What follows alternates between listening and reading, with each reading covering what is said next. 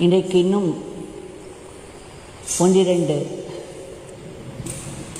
செய்திகளை சொல்லி இந்த சுவாமி ஸ்ரீ ஸ்ரீ சீதாராமதாஸ்ஜி ஓம்காரநாத் அவர்களுடைய நாம பிரபாவத்தை முடித்துக்கொள்வோம். அவர் சொல்கிறார், நாமத்தை நீங்கள் சத்தமாகவும் சொல்லலாம், கீர்த்தனமாய் செய்யலாம். நாமத்தை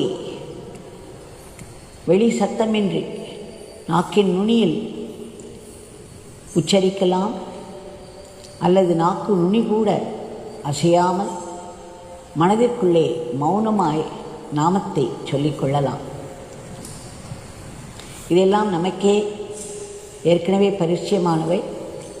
பகவான் நம்மிடம் இதை பற்றியெல்லாம் சொல்லியிருக்கிறார். ஒன்றே ஒன்று அவர் கேட்கிறார், தள்ளி இருப்பவர்களை கூப்பிடுவதற்கு நீங்கள் உரத்த குரலில் கூப்பிட வேண்டும். அருகில் இருப்பவர்களுக்கு கூப்பிடும் பொழுது நாம் அவ்வளவு உரத்த குரலில் கூப்பிட மாட்டோம் அல்லவா? நம்முடைய பகவானானவர் நம்முடைய மனதிற்குள்ளேயே இருக்கிறார். நம்முடைய பிரக்ஞை என்பதே அவர்தான். அந்த பிரக்ஞை தான் நம்மை வழிநடத்துகிறது, நம்முடைய மூளையை இயக்கி நம்முடைய அன்றாட வாழ்க்கையை நடத்தி வருகிறது. அந்த பிரக்ஞை உருவமாக இருக்கும் நம்முடைய பகவான் அந்தர்யாமி என்று நாம் சொல்கிறோம் அல்லவா?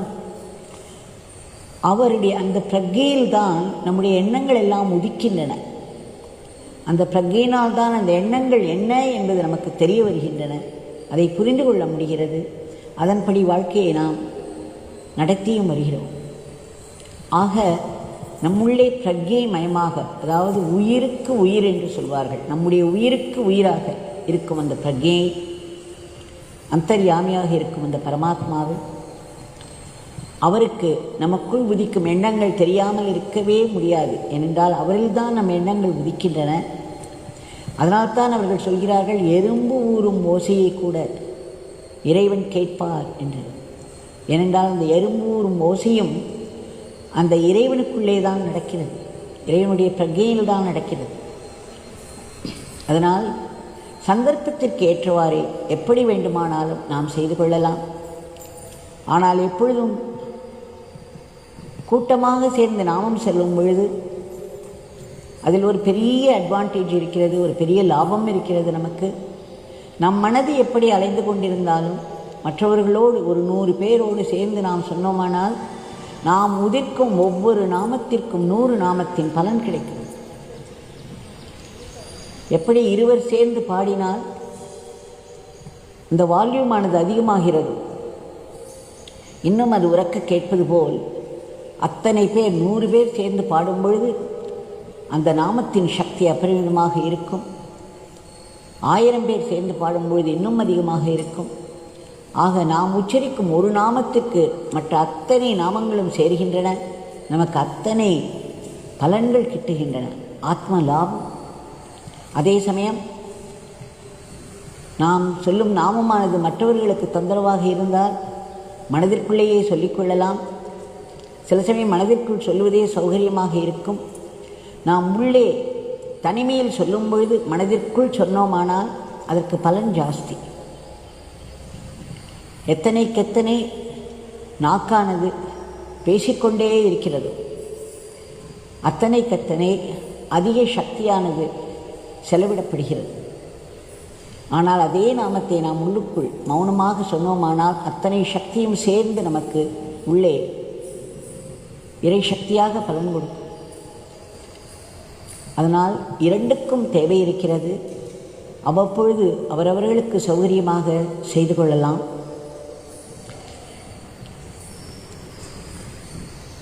நாம் நாமத்தை யாருடைய பெயரை சொல்லி கூப்பிட்டாலும் அவர்கள் உடனே திரும்பி பார்க்கிறார்கள் அல்லவா?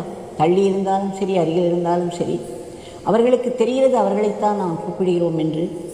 பகவான் சொல்வார், ஒரு நாய்க்கு நாமத்தை கொடுத்து ஒரு நாமத்தை சொல்லி கூப்பிட்டோமானால் அது எங்கோ அலைந்து கொண்டிருக்கும். பக்கத்தில் உள்ள எங்கேயாவது வயல்வெளிகளில் அலைந்து கொண்டிருக்கலாம். ஆனால் நாம் நாமத்தை சொல்லி கூப்பிட்ட மாத்திரத்தில் அதற்கு கூட தெரிந்து விடுகிறது அதைத்தான் கூப்பிடுகிறோம் என்று ஓடி வந்துவிடும். எங்கிருந்தால் ஒரு பூனைக்கு ஒரு பெயர் சொல்லி கொடுத்து அதை கூப்பிட்டோமானால் உடனே அதற்கு தெரிந்துவிடும் அதைத்தான் கூப்பிடுகிறோம் என்று. அப்படி இருக்கும் பொழுது இறைவனுடைய நாமத்தை சொல்லி நாம் கூப்பிடும் பொழுது இறைவன் காதில் அது விழாது இருக்குமா? அவருக்கு தெரியாது இருக்குமா அவரைத்தான் கூப்பிடுகிறோம் என்று? எறும்பூரும் ஓசை கூட அவருக்கு கேட்கும் அல்லவா? ஆகவே நாமத்தை நாம் சொல்லிக்கொண்டே இருக்க வேண்டும். இந்த நாமம் சொல்லிய மாத்திரத்தில் அந்த நாமியானவர் நமக்குள்ளே பிரசன்னமாகி விடுகிறார், விழித்து கொள்கிறார், நம்முடைய ஒவ்வொரு எண்ணத்தையும் பார்த்து கொண்டிருக்கிறார். இன்னொன்று சொல்கிறார் சீதாராமதாஸ்ஜி, தீக்குள் நாம் கையை விட்டோமானால் தெரிந்து இது தீ, இது நம்மை சுட்டுவிடும் என்று தெரிந்து அந்த ஞானம் இருந்தாலும் சரி இல்லை என்றாலும் சரி நாம் அதற்குள் கை வைத்தால் அது சுட்டுவிடும். விஷம் இருக்கிறது, அதுவும் அப்படித்தான். அது விஷம் என்று தெரிந்து குடித்தாலும் சரி தெரியாமல் குடித்தாலும் சரி அதனுடைய சுபாவத்தை அது காட்டிவிடும். அப்படி ஒவ்வொரு பொருளுக்கும் அதனுடைய இயற்கையானது இருக்கிறது. அது எதை ஒட்டியும் செயல்படாமல் தன்னுடைய சுபாவத்தை ஒட்டியே செயல்படும். அதுபோலவே நாமத்திற்கு ஒரு சுபாவம் உண்டு. என்ன சுபாவம்? நம்முடைய மனதை மேம்படுத்துதல், நமக்குள்ளே இருக்கும் வேண்டாத எண்ணங்களை எல்லாம் அகற்றுதல், நம்முடைய வியாதிகளுக்கும் துன்பங்களுக்கும் காரணமாயிருக்கும் அந்த மூல பாவ கர்மங்களை அழித்த.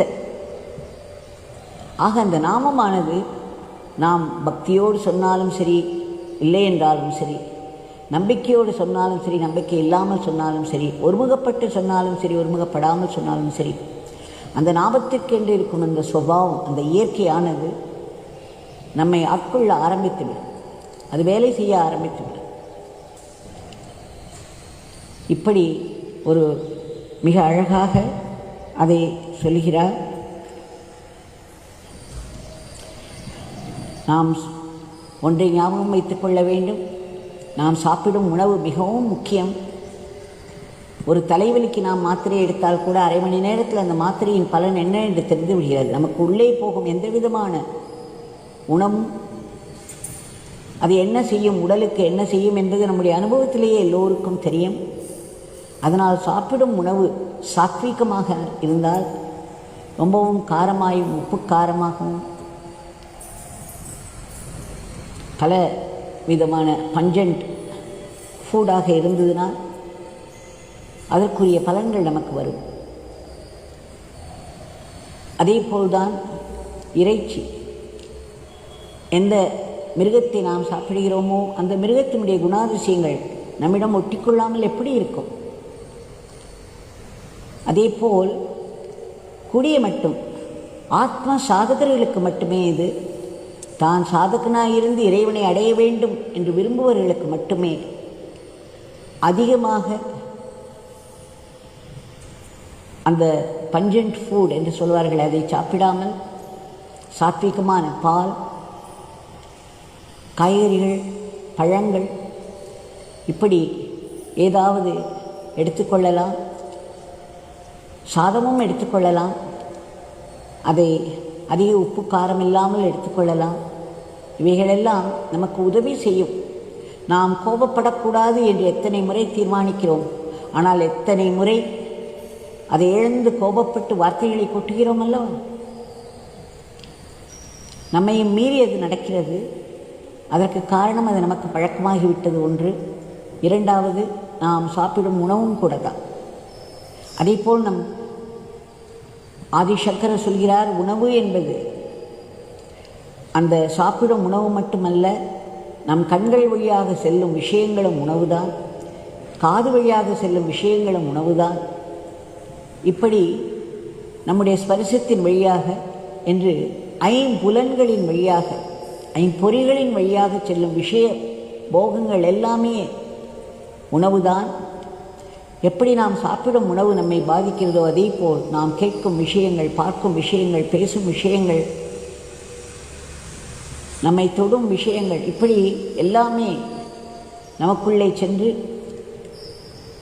அதனுடைய பாதிப்பை நமக்கு கொடுக்கின்றன. ஆகவே எல்லாவற்றிலும் நாம் கட்டுப்பாடோடு இருக்க வேண்டும். இதையெல்லாம் நாம் சேர்த்து செய்தோமானால் நாமும் மிக மிக விரைவிலேயே பலன் கொடுக்க ஆரம்பிக்கும். நான் சொன்னது போல் நாமும் நன்கு சொல்லி ஓரளவுக்கு தூய்மையான மனதிற்கு தியானம் கைகூடும். அந்த தியானம் நன்கு கைகூடினால் நமக்கு நாமமானது ஒரு தங்க எழுத்துக்களில் தெரியும். அப்படி ஒரு பளீரென ஒரு கோல்டன் ஜுவலிப்போடு இருக்கும் ஒவ்வொரு அக்ஷரம் என்றால் ஒவ்வொரு அக்ஷரத்துக்குமே சக்தி உண்டு. நாம் சொல்லும் நாமமானது தெய்வீகமான ஒரு ஸ்வர்ண வர்ணத்தில் நம் கண்களுக்கு தெரியும். அந்த நாமமானது உயிர் பெற்று விட்டது என்று சொல்வார்கள். இதை நாமா கம்ஸ் அலைவ், நாமி கம்ஸ் அலைவ். அதற்கு பிறகு நமக்கு அபரிமிதமாக பலன்கள் வெகு சீக்கிரத்தில் நடைபெற ஆரம்பித்துவிடும். நாமும் பிந்து என்றெல்லாம் சொல்வார்கள். அவருடைய காட்சி தரிசனங்கள் எல்லாம் கிடைக்க ஆரம்பிக்கும். கடைசி எல்லாவற்றையும் விட மிக முக்கியமானது, அந்த நாமமானது நம்முடைய பிராணனை கட்டுப்படுத்துகிறது. அலைந்து கொண்டிருக்கும் பிராணன்தான் நம்முடைய அலைந்து கொண்டிருக்கும் மனதிற்கும் காரணமாகிறது. நாம் பிராணசக்தியை வீண் செய்தோமானால், மனதை மிகவும் அலைய விட்டோமானால் நாமம் பலன் கொடுப்பதற்கு நாளாகும். ஆனாலும் எத்தனையோ பேர் சொல்கிறார்கள் அல்லவா, நாமும் சொல்லிக் கொண்டிருந்தேன் ஒரு காலத்தில், ஆனால் எனக்கு அது எதுவும் உதவியும் செய்யவில்லை, அதற்கு பிறகு நாமத்தை விட்டுவிட்டேன் என்று. நம்முடைய பிராரப்த கர்மத்தில் புண்ணிய கர்மங்கள் பலன் கொடுக்கும் பொழுது நமக்கு நாமம் நம் மனதுக்கு தானாகவே வரும். நற்சிந்தனைகள் கூடும், சத்சங்கம் கிட்டும். இப்படி நல்ல பலன்கள் எல்லாம் அதன் மூலம் கிட்டும். நம்முடைய கெட்ட கர்மாக்கள், பிராரப்த கெட்ட கர்மாக்கள் பலன் கொடுக்க ஆரம்பிக்கும் பொழுது இந்த மாதிரியெல்லாம் மனதுக்கு நம்பிக்கையின்மை, செல்ஃப் பிட்டி என்று இப்படி பல தலையிட்டு நம்மை நாமத்திலிருந்து பிரித்துவிடும், கடவுளிடமிருந்து பிரித்துவிடும். ஆனாலும் அந்த பிராரப்த கெட்ட கர்மம் ஓயும் பொழுது, நம்முடைய புண்ணிய கர்மாக்கள் தலை தூக்க ஆரம்பிக்கும் பொழுது இவை அத்தனையும் வீணாகாமல் சேர்ந்து கொண்டு நமக்கு மேலும் மேலும் மனதை மேம்படுத்தும். ஆக அதை கண்டு பயப்பட வேண்டாம். சீதாராம்தாஸ்ஜி சொல்கிறார், அவர்களுக்கு ஏதோ அந்த மாதிரியான ஒரு பழக்கம் இருக்கும் போல இருக்கிறது. நார்த்திலோ அல்லது பெங்கால் கடுகு இருக்கிறதல்லவா, அந்த கடுகை கொளுத்தி போட்டோமானால், அது எரிய தொடங்கினால் ஆங்காங்கே வளையில் இருக்கும் பாம்புகள் எல்லாம் வெளியே வந்து விடுமா. அதற்கு அப்பேற்பட்ட ஒரு சக்தி இருக்கிறதா. அவர் சொல்கிறார், நீங்கள் நாமத்தை உங்கள் நாக்கில் ஏற்றி வைத்தீர்களானால், இந்த நாமத்தை எரிய ஆரம்பித்தால் வெளியே இருக்கும் விஷயங்கள் எல்லாம் வெளியே இருக்கும் விஷயங்கள் எல்லாம் எரிந்து நம்முடைய மனமானது உள்நோக்கி வர ஆரம்பித்துவிடும். நம்முடைய மனதை நாம் உள்ளே திருப்ப வேண்டுமானால், இந்த பாம்புகள் எப்படி தங்களுடைய வலைகளிலிருந்து வெளியே வர வேண்டும் என்றால், அந்த கடுகு, எரியும் கடுகு உதவி செய்கிறதோ அதே போல் நம் உள்ளே நாம தீபத்தை நாம் ஏற்றினோமானால் மனதானது உள்நோக்கி தள்ளப்படும். வெளியிலிருந்து மனம் உள்ளே வர ஆரம்பித்துவிடும் என்கிறார். நமக்கே தெரியும் அல்லவா, துளசிதாசர் அவர்கள் சொல்லியிருக்கிறார், நாக்கில் நாமம் என்ற மணி தீபத்தை ஏற்றுங்கள், உள்ளே இருக்கும் இருட்டுக்கள் எல்லாம் ஓடிவிடும், உள்ளே பிரகாசமாகிவிடும் என்று. இதை பகவான் அடிக்கடி சொல்லுவார். இதை நான் பலமுறை கூறியிருக்கிறேன். இதையெல்லாம் நினைவில் வைத்துக் கொள்வோம். நாமத்திற்கு வெற்றி, நாமத்திற்கு வெற்றி, நாம அவதாரத்திற்கு வெற்றி என்று எப்பொழுதும் நாம் சொல்லிக்கொண்டே இருப்போம். நாமஜெயம், நாமஜெயம் என்பதும் நம் காதில் ஒலித்து கொண்டே இருக்கட்டும். நம்முடைய பகவான் நாமாவதாரம் எடுத்துத்தான் யோகிராம் சுரத்கா என்ற திருநாமமாய் நம்மில் நடனமிட்டு கொண்டிருக்கிறார். நம்முடைய நாக்கில் நடனமிடுகிறார், நம்முடைய உள்ளத்தில் நடனமிடுகிறார். அவரை போற்றி இன்றைய பிரார்த்தனையை சமர்ப்பிப்போம்.